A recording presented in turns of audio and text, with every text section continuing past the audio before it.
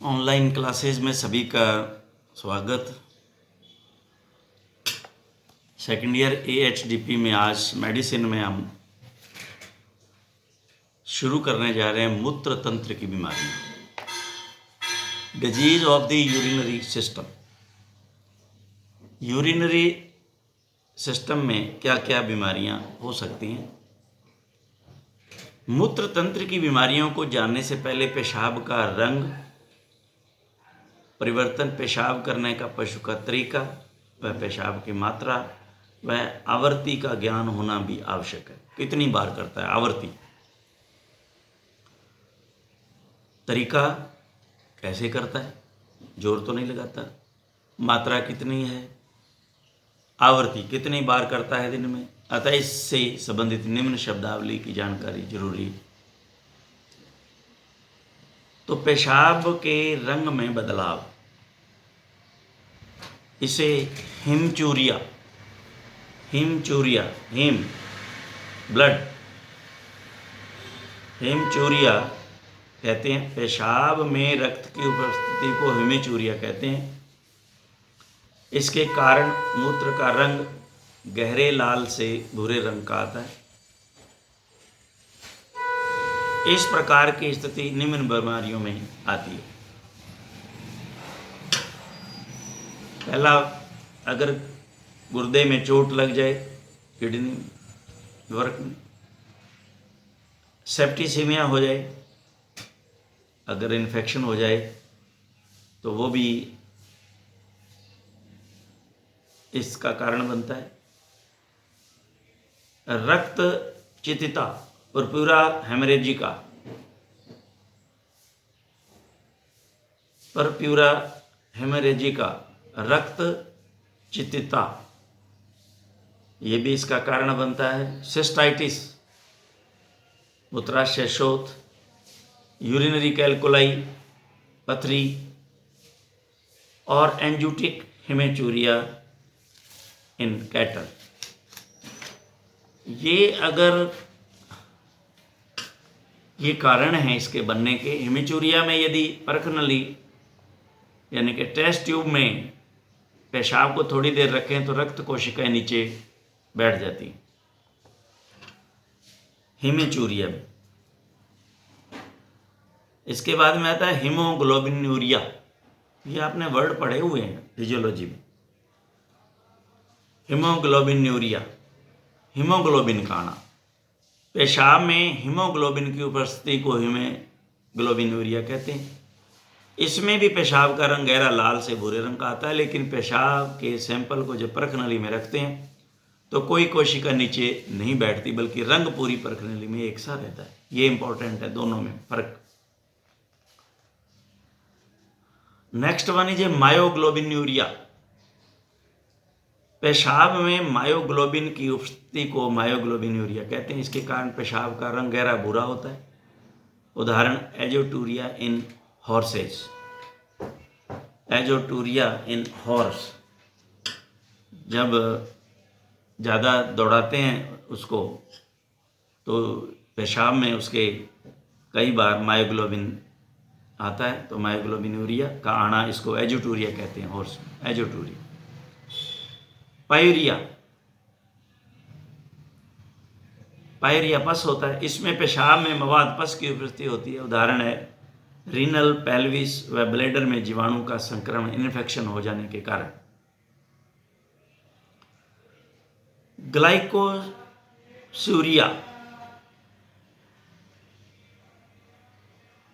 इसे कीटोन्यूरिया भी कहते हैं।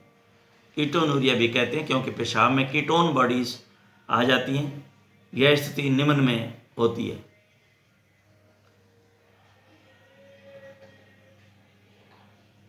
स्टारवेशन के समय पशु को भूखा रखें। गर्भिणी जीव विशिष्टता यानी कि प्रेगनेंसी टॉक्सीमिया, प्रेगनेंसी के अंदर टॉक्सीमिया हो जाना in sheep and goat. Ketosis in cattle.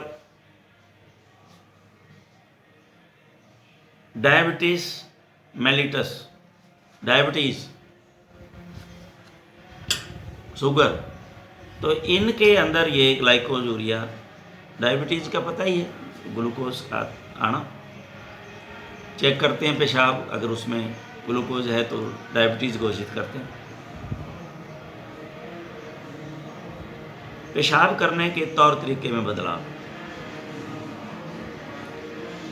Dysuria, difficult urination, पेशाब करते समय दर्द महसूस करना और विशेष प्रकार के ढंग से पेशाब करना, अर्थात कठिनाई के साथ मूत्र त्याग करना, यह स्थिति निम्न बीमारी में होती है। सिस्टाइटिस, मूत्राशय शोथ, यूरेथ्राइटिस, मूत्र मार्ग की शोथ, यूरेथ्रा की। इसके बाद में आता है स्ट्रेंगूरिया,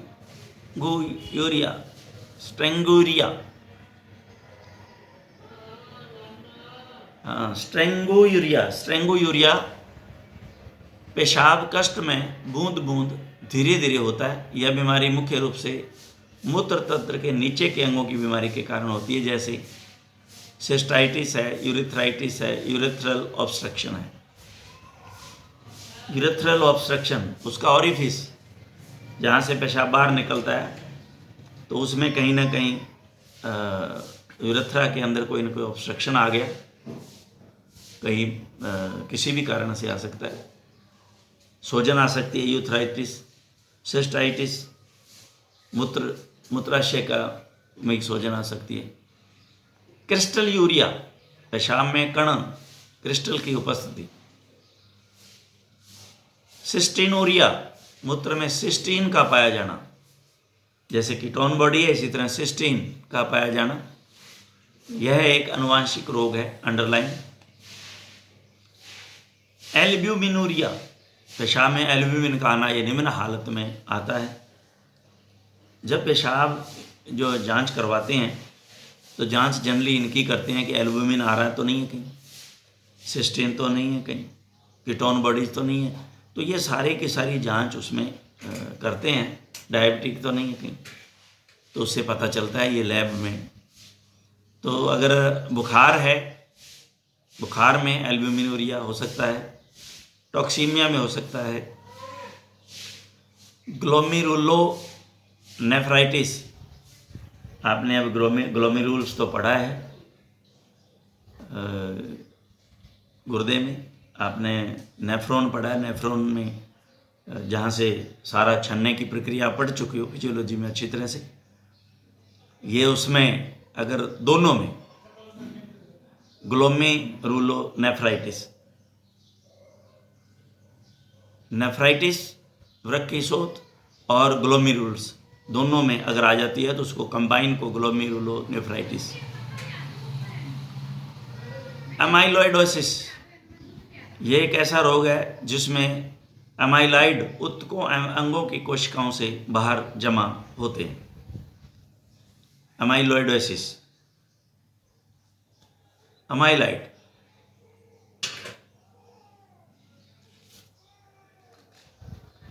ये उत्तकों एवं अंगों की कोशिकाओं से बाहर जमा होते हैं। पेशाब की मात्रा के अनुसार पोलीयूरिया, जब पेशाब की मात्रा बढ़ जाती है तो उसे पोलीयूरिया कहते हैं। यह मुख्य रूप से डायबिटीज इंसिपिडस नामक रोग, डायबिटीज दो तरह का है, एक डायबिटीज मेलिटस है, एक डायबिटीज इंसिपिडस है। Tumour of the pituitary gland in horses, pituitary gland अगर ट्यूमर है हो जाता है तो भी इसकी मात्रा हॉर्स में बढ़ जाती है। ओलिगोयूरिया,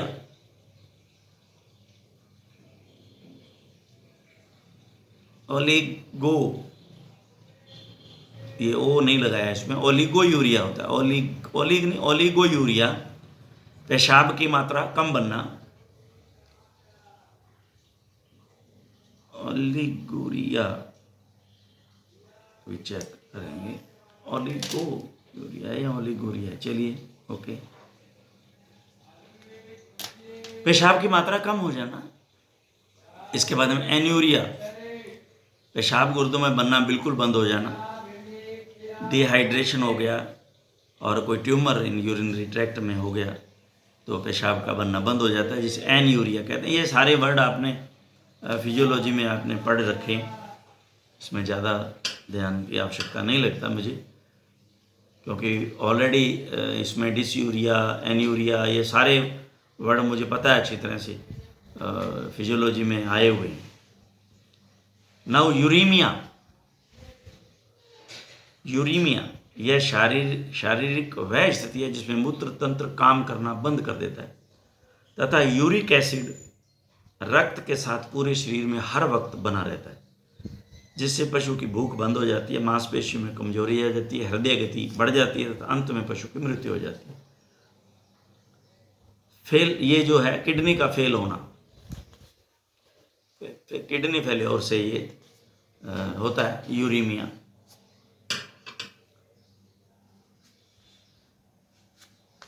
अब हम इसके नेफ्राइटिस को हम पढ़ेंगे। वृक्षोत क्या है? नेफ्राइटिस वृक्क की सूजन, इन्फ्लेमेशन ऑफ द किडनी को नेफ्राइटिस कहते हैं। निम्न प्रकार की होती है: नॉन सुपुरेटिव मवाद नहीं आती एंड सुपुरेटिव मवाद आती, और सुपुरेटिव में भी पायमिक एंड पाइलोनेफ्राइटिस, ये दो तरह की हैं। नॉन सुपुरेटिव में एक्यूट एंड क्रॉनिक। अब इसके कारण हम जानेंगे। कारण इसके बैक्टीरिया में coliform, E coli, Corynebacterium, renale pyogenic, Streptococcus and Pseudomonas aeruginosa. तो ये हमारे पास इसके वो जीवाणु हैं जो काज करते हैं। विषाणु adenovirus, infectious canine hepatitis virus, और पैरासाइट्स भी करते हैं। इसमें डी रिनेल पैरासाइट जो इसमें इन्फेक्शन करता है, ये जो कॉज करता है।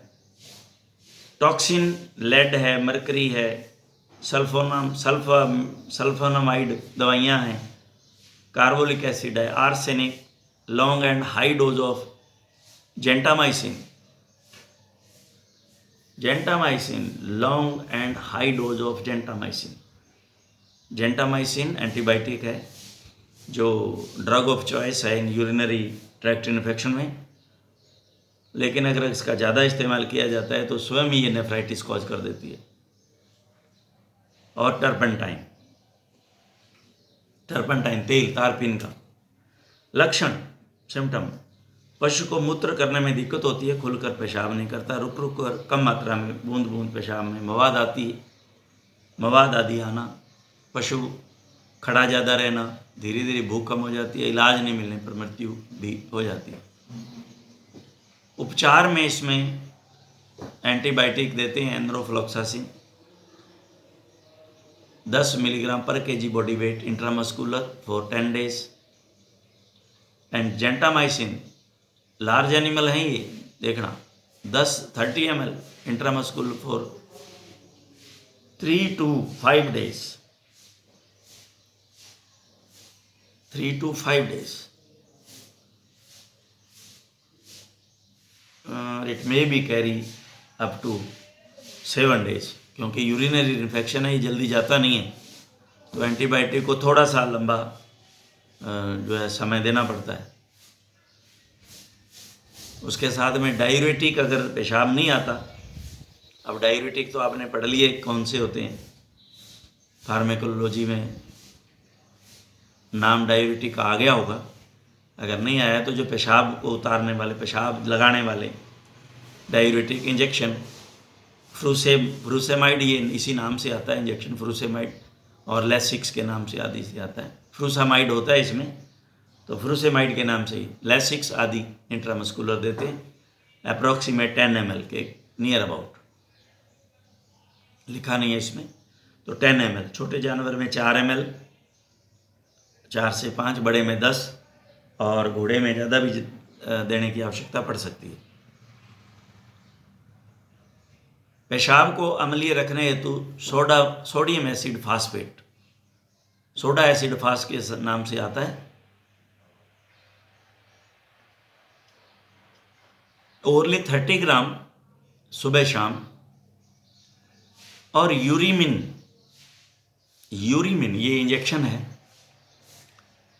यूरिमिन के नाम से आता है, 10 से 20 ml इंट्रामस्कुलर फॉर 5 days, ये भी साथ में देना होता है।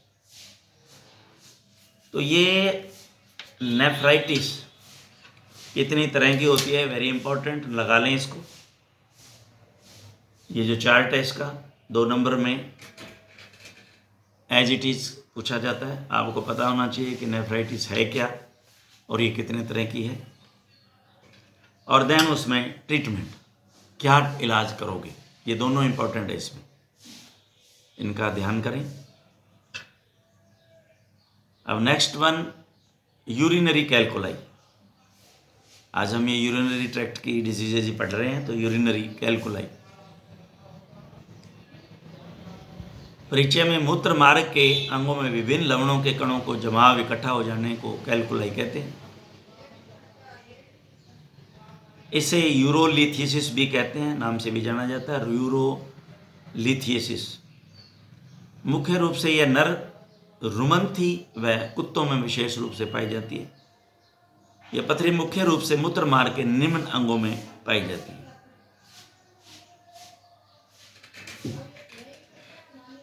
Pelvis and parenchyma of kidney. Pelvis, अभी आप पेल्विस पढ़ा है, गुर्दे का वो पार्ट, मिड पार्ट, जहाँ जो है गुर्दे का आपने पढ़ा हुआ है, जहाँ रीनल आर्टरी आएगी, वेन जाएगी, नर्व आ रही है, तो वो जो जगह है पेल्विस वहाँ, और जिसमें वो सभी जो आपके पास नेफ्रॉन्स हैं, उनसे जो निकलने वाली जो डक्ट हैं, वो सारी की सारी वहीं पेल्विस में आपने पढ़ा है कि वहीं से यूरेटर निकलता है, वहीं रीनल आर्टरी आती है, तो वहाँ यूरेटर से पेशाब जो है वो यूरिनरी ब्लैडर में जाता है, तो वो pelvis. And parenchyma of kidney, parenchyma बाहरी साइड, किडनी के अंदर जो ये है, जिसमें ये नेफ्रॉन्स हैं सारे व्यवस्थित हैं, पेरनकाइमा ऑफ। उसके बाद में यूरेथ्रा में पाई जाती है। यूरेथ्रा पूरा जहाँ से यूरिन पास आउट होता है, यूरिनरी ब्लैडर इसके किसी भी भाग में, लेकिन नेक ऑफ ब्लैडर पे ज़्यादातर, नेक ऑफ ब्लैडर। और मेन जो है वो रूमिनेंट्स में खास तौर से वो ज़्यादातर sigmoid flexor of penis in cattle, S shape, वहाँ पे ये मिलती है जनरली। बस ये ही जगह है खास जहाँ पे ये पथरी पाई जाती है रूमिनेंट्स में जनरली। कारण इसके पेशाब के पीएच में बदलाव। जब पशु के पेशाब का पीएच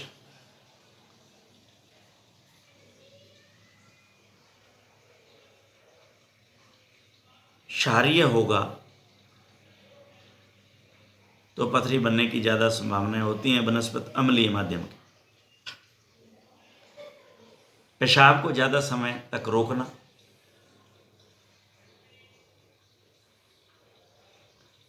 आहार व पीने के पानी में लवणों की अधिक मात्रा का होना, विशेष रूप से ऑक्जेलेट्स, फास्फोरस, मैग्नीशियम, कैल्शियम और सिलिका।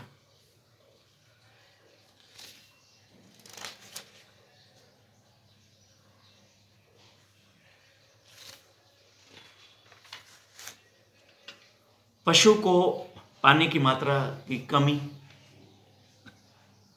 पशुओं को अधिक मात्रा में दाना देना,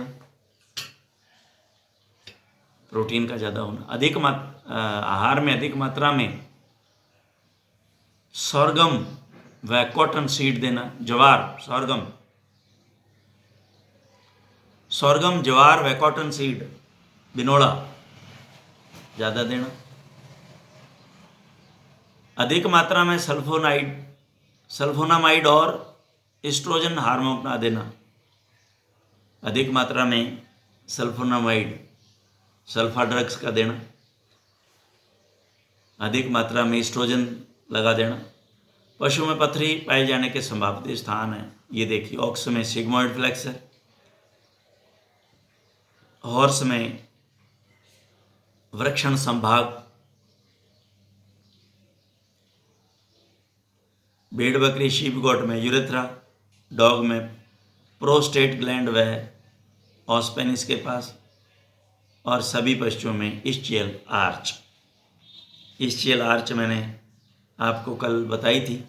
इस्चियम जो आपकी इलियम इस्चियम, जहाँ से ये यूरेथ्रा स्टार्ट होता है, इस्चियम, इस्चियल आर्च, तो वहाँ से जहाँ से ये यूरेथ्रा टर्न लेता है नीचे की तरफ पेल्विक कैविटी से, इलियम और इस्चियम जहाँ जो मिलती हैं, इस्चियल ट्यूबरोसिटी पीछे रहेगी, तो यहाँ इस्चियम जो जहाँ जो पेल्विस बनाती हैं दोनों साइडें उसकी, जिसको टेबल कहते हैं उसका है इस्चियम का, उसके ऊपर से जब ये टर्न लेती है नीचे की तरफ, वहाँ से जहाँ से ये स्टार्ट होता है यूरेथ्रा, वहाँ भी पथरी बन सकती है। लेकिन common site of calculi in block ये दे रखा है इसमें, ये बिल्कुल यही एस शेप जो है ना बनी हुई सिग्मोइड फ्लेक्सर में, यहीं ज़्यादातर पाई जाती है। तो इसमें आप देखें ये टेस्टिस, स्क्रोटम, और ये स्क्रोटम से देखिए कितना, सिर्फ आप 4 उंगलियां हाथ रखेंगे बैक साइड में तो आपको साइट मिलती है। ये एक बड़ा अंदाजा लगाया जाता है इसका, बिल्कुल अंदाजा सही बैठता है। थोड़ा बहुत ऊपर नीचे, लक्षण पेशाब का बूंद बूंद आना तो बिल्कुल नहीं आना, कभी कभी पेशाब में खून आना, पेशाब में यूरिनरी ब्लैडर का भर जाना, पशु पैर चौड़ा करके पेशाब करने तो ताकत जोर बार बार लगाता है, हल्का पेट दर्द, रीनल कोलिक, और यूरिनरी ब्लैडर अधिक पेशाब की मात्रा के कारण फट भी सकता है। पशु के अंत में यूरिमिया हो जाता है तथा कमजोर होकर मर जाता है। नाउ ट्रीटमेंट, इसमें आप सोडा एसिड फास्फेट मुंह से अथवा इंजेक्शन, यूरामीन इंजेक्शन दें ताकि पेशाब का पीएच बदल जाए। एंटीबायोटिक जो पीछे बता रखी हैं वही हैं पेशाब उतारने के लिए, लासिक्स आदि, अभी हमने फ्यूरोसेमाइड भी पढ़ा, डायरेटिक, और ये टेबलेट्स हैं जो उसको घोलने के काम में आते हैं, आयुर्वेदिक हैं ये, जो पथरी को। तो पहला स्टोनिल, स्टोन को नील करने वाली नाम याद कर लो, स्टोन को नील करने वाले स्टोनिल टेबलेट, जिसके बाद में पाउडर 40 से 50 ग्राम दोनों आते हैं 10 से 15 दिन, अथवा टेबलेट बैंकशील अलार्सिन की आती है 10 टेबलेट 10 से 15 दिन। ये बैंकशील यूज़ किया है मैंने, बहुत अच्छा रिजल्ट है 10 से 15 दिन। अथवा सिस्टोन, ये भी देखिए वही है, सेम स्टोन के नाम से ही रखी जाएंगे, स्टोनिल, सिस्टोन पाउडर 2 से 3 ग्राम TDS 15 दिन तक दें। और इसमें मुख्य उपचार जो है शल्य क्रिया करवाना ही मुख्य उपचार है। तो अब नेक्स्ट जो हम हीमेचूरिया नेक्स्ट हमारे लेक्चर में इसको हम पढ़ेंगे। तो आज के लिए इतना ही सफिशिएंट है। Thank you very much.